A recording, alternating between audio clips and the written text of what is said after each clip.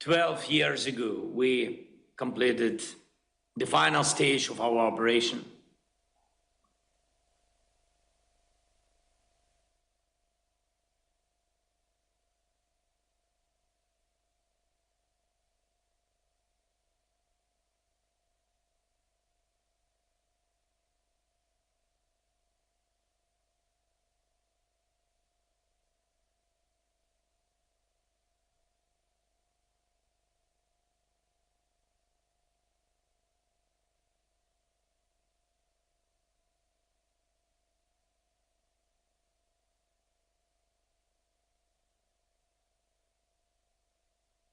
Interrupt you. Just wondering if your team backstage could fix the sound for us. We cannot hear you at the moment. Okay, we need to do some work, I think, behind the scenes to restore our link. And while we do that, what we might do is ask all of you to grab your phones back out, and we're going to do some Slido questions about Ukraine just while we restore our link with the President's office. So we've got some Slido questions here about one of the main topics we'll be talking about after, of course, we hear again from President Zelensky. Yes or no? This is a pretty easy one. Does anyone here think security guarantees about the future of Ukraine are possible without the United States? Сприймає безпекові гарантії. Okay, it sounds like we're getting our link back, but if you want to answer some of these questions while we're waiting, and we might have a show of hands in the room. Who thinks that security guarantees are possible for Ukraine without the US? Yes? Show of hands? Wow. Okay, for those watching at home, there's about 6 hands in the room. So obviously, those who think security guarantees require the United States, hands up. Okay, there's not an overwhelming majority. I thought that would lead to an overwhelming majority, but it's not quite the case. Certainly more, but not everyone. Okay, but on Slido, the question is very emphatically answered. No, the US is irreplaceable, 62%. Obviously, we'll be asking, we hope, once that link is restored, President Zelensky about some of these issues. Okay, what should Ukraine's priority following a ceasefire or peace agreement be? We have a couple of options on our Slido poll if you all want to have a look at that on your phones as well. The answers are strengthening Ukraine's defense forces. Should they be investing in their infrastructure and industrial base? Pursuing NATO? Difficult. EU integration? Or holding elections? What do you think about this one? Okay, this is somewhat surprising. Oh no, this is the answer I thought would come out on top, strengthening Ukraine's defense forces. But it's running pretty even here. Investing in infrastructure and industrial base, obviously a lot of panels will be looking at this topic. And finally, let's go to what I hope will generate a nice word cloud for us. When you think about the future of Ukraine, what's the one word that comes to your mind? If we could see that. And President Zelensky, if you can hear us, we're looking very much forward to hearing what you have to say once this link is restored.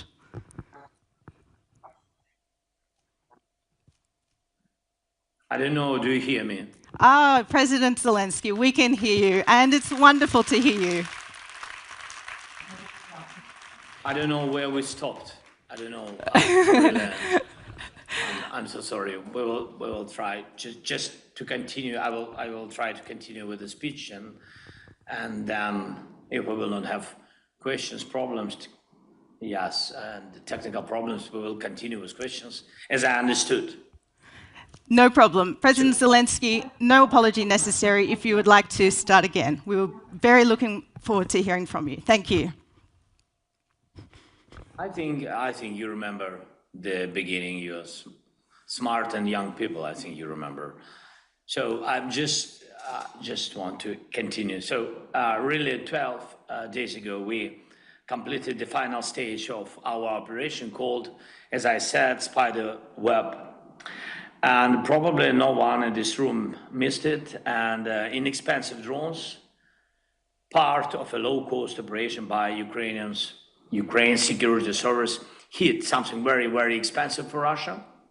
In a very sense of the word, strategic bombers at distant military airfields. And it was a completely legitimate operation targeting the very aircraft Russia used to terrorize our country and to send a message of threat to NATO. And these were not just similar strategic bombers, but the exact same ones Russia had used to simulate missile strikes on NATO territory. In total, as I said, 41 Russian military aircraft were destroyed or heavily damaged, and all of these happened almost live for the world to see. And it clearly shows how the technologies of war are changing. 10 years ago, such a strike would have been unimaginable. Today, we can't even imagine what kind of strikes a country might be able to carry out 10 years from now. But one principle is clear. No country can afford to stay behind in technological development when it comes to security. Here is another example. Statistics. Today, on June 12th, in the fourth year of Russia's full-scale war against Ukraine, our military has recorded more than 1 million Russian casualties, killed and wounded. This is the price Putin and those like him are willing to pay for their sick geopolitical fantasies. 1 million losses, and still they are doing everything to avoid ending this war. They even ignore the United States and President Trump, who have repeatedly called for a ceasefire and an end to the killings. Russia does not really care about such human losses. What they do worry about are harsh sanctions, especially those against Russian oil, including a new price cap. That's what really threatens them, because it could cut off their funding for war and force them to sick pays. And they are also concerned about sanctions on the banking sector and about political isolation when Moscow is not invited to international forums, and about new joint defense efforts between Ukraine and our partners in Europe and around the world.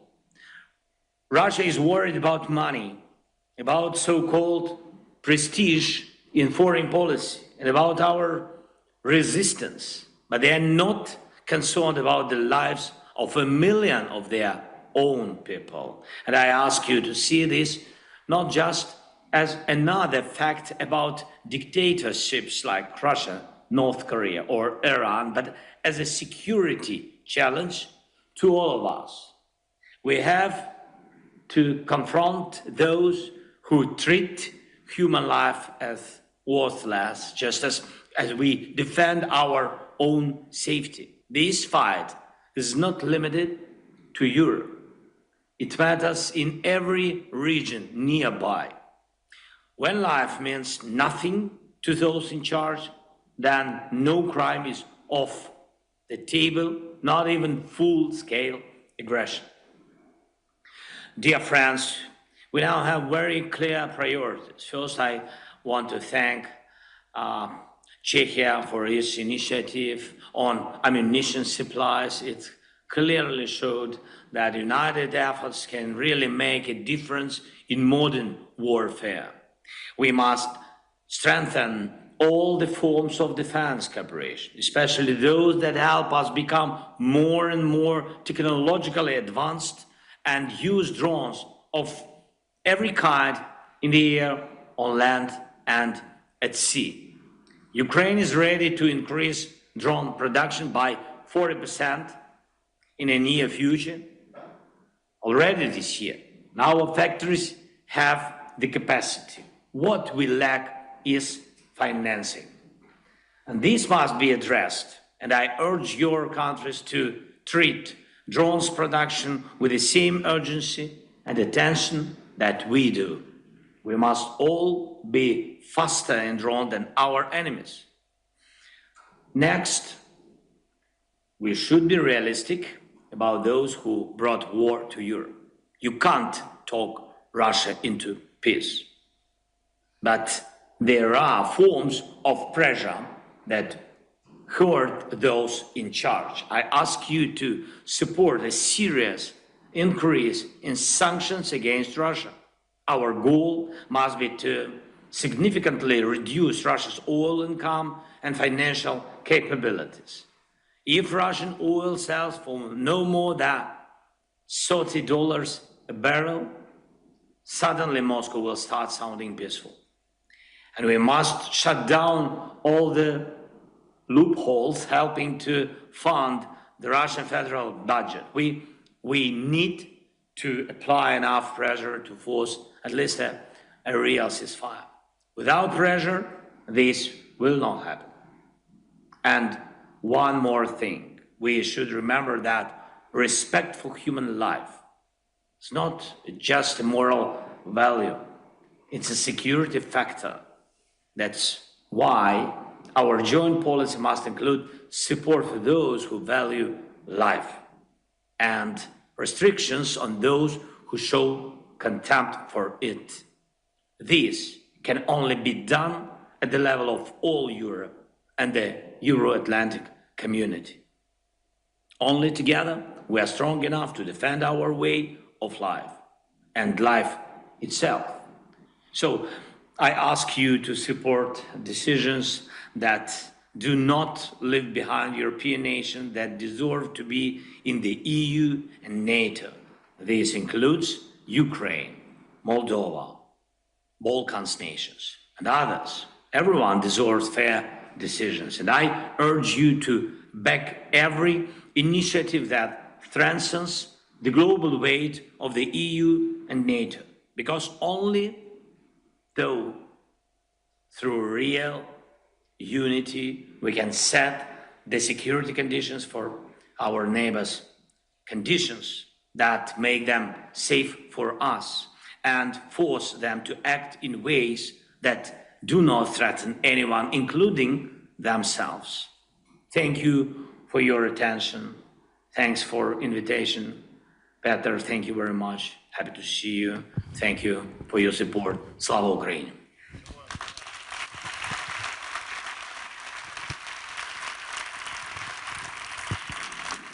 Thank you so much, President Zelensky. We're so happy we got that link back up.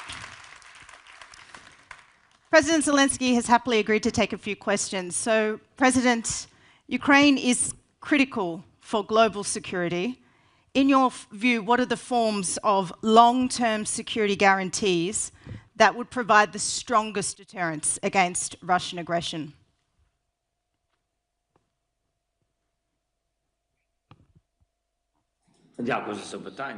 Thank you for your question. Do you have the interpretation? May I ask that? Let's check. Yes, we do, President Zelensky.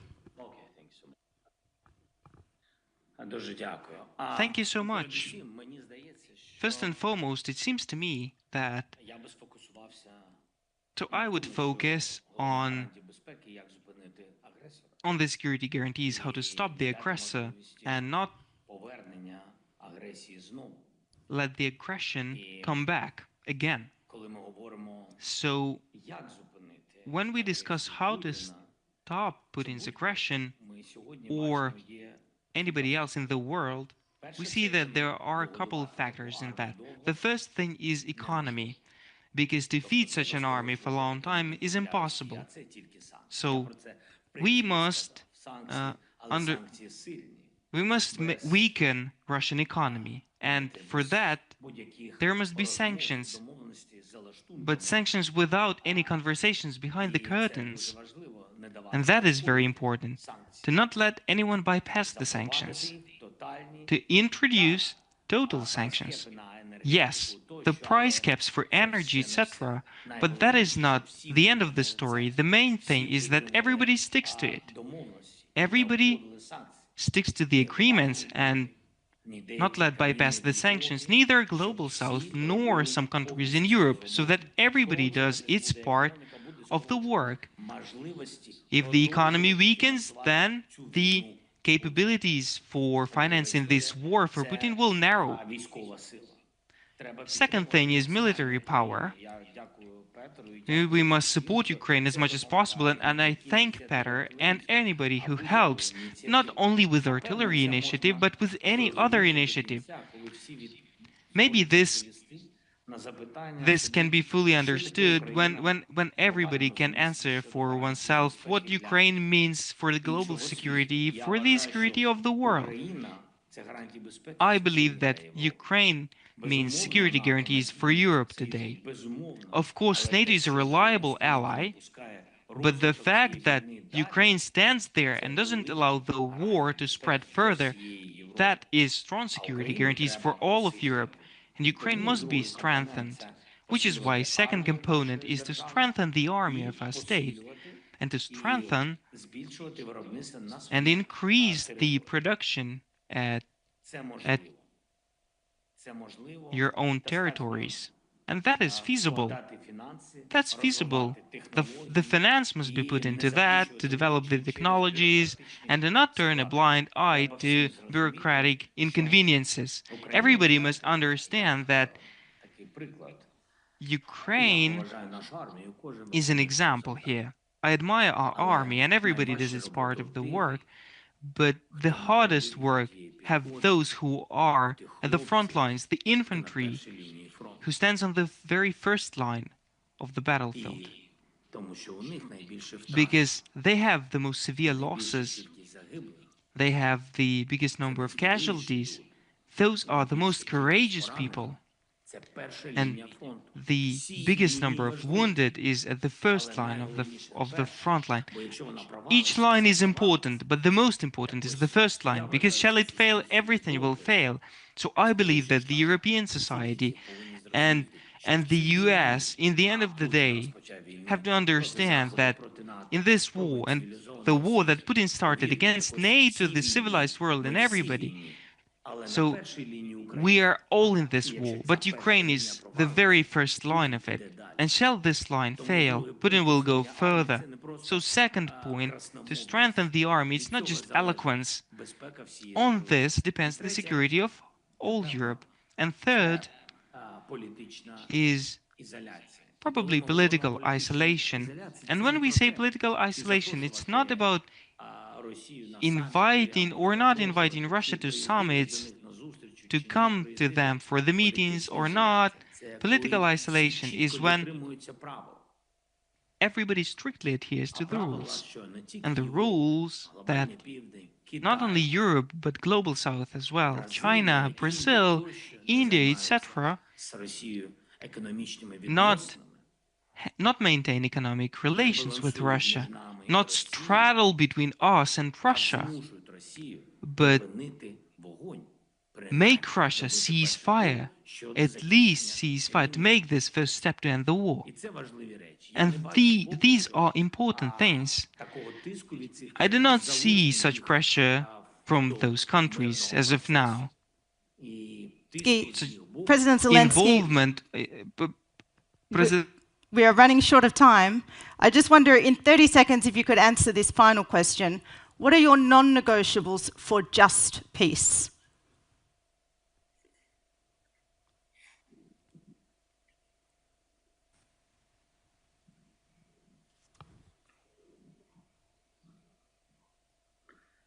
I'm not sure that 30 seconds will be enough to respond. I think we all must make it the way that Russia and Putin do not prevail in this war.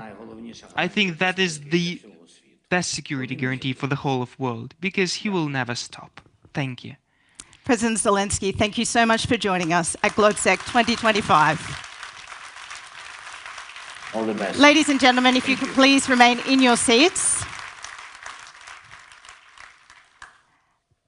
And we're just going to acknowledge that the President of Czechia, Petr Pavel, has been with us this morning and will be leaving, and we thank Czechia's hospitality again for hosting Globsec.